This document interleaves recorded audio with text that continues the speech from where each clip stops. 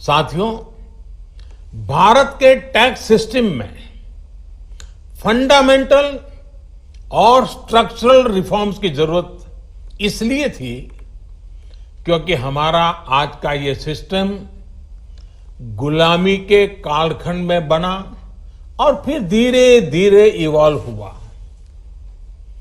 आजादी के बाद इसमें यहां वहां थोड़े बहुत परिवर्तन किए गए, लेकिन लार्जली सिस्टम का कैरेक्टर, उसकी चाल चलन वही रहा।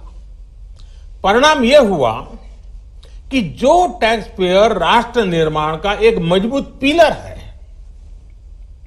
जो देश को गरीबी से बाहर निकालने के लिए योगदान दे रहा है, उसको कटघरे में खड़ा किया जाने लगा। इनकम टैक्स का नोटिस फरमान की तरह बन गया। देश के साथ छल करने वाले कुछ मुट्ठी भर लोगों की पहचान के लिए बहुत से लोगों को अनावश्यक परेशानी से गुजरना पड़ा।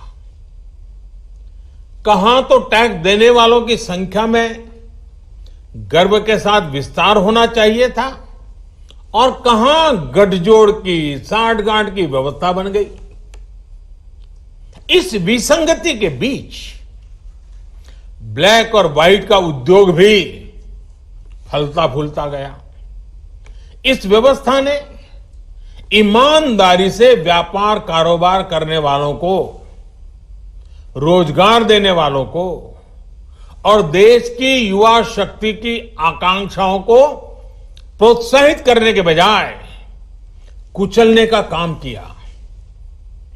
साथियों, जहां कॉम्प्लेक्सिटी होती है, वहां कंप्लायंस भी मुश्किल होता है। कम से कम कानून हो, जो कानून हो वो बहुत स्पष्ट हो, तो टैक्स पेयर भी खुश रहता है और देश खुशहाल होता है। बीते कुछ समय से यही काम करने की दिशा में एक के बाद एक कदम उठाए जा रहे हैं। अब जैसे दर्जनों टैक्सेस की जगह जीएसटी आ गया, रिटर्न से लेकर रिफंड की व्यवस्था को पूरी तरह से ऑनलाइन किया गया। जो नया स्लैब सिस्टम आया है, उसमें बेवजह के कागजों और दस्तावेजों को जुटाने की मजबूरी से मुक्ति मिल गई है। यही नहीं, पहले 10 लाख रुपए से ऊपर के विवादों को लेकर सरकार हाई कोर्ट और सुप्रीम कोर्ट पहुंच जाती थी।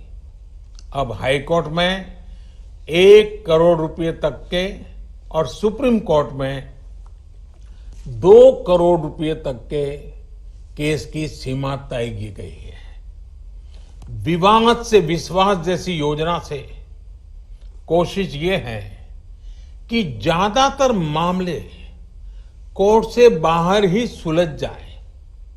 इसी का नतीजा है कि बहुत कम समय में ही करीब 3 लाख मामलों को सुलझाया जा चुका है।